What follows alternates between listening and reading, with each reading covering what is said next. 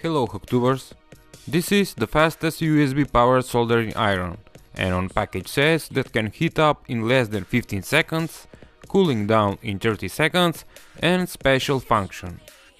Now let's open and test this soldering iron. In package you can find USB to 3.5mm jack cable, soldering tin and small holder for the iron, and the soldering iron itself. You can plug the soldering iron in whatever outlet that give 5 volts, power bank, phone charger or computer.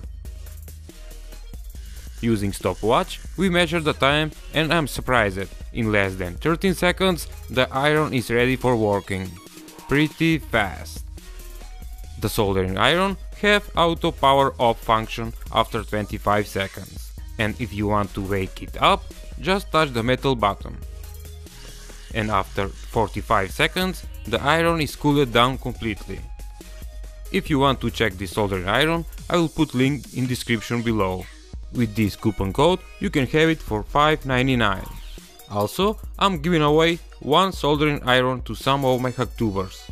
And to enter the giveaway, just like this video and comment below what next you want to see on my channel. Now, the winners for 10-second sound recorders are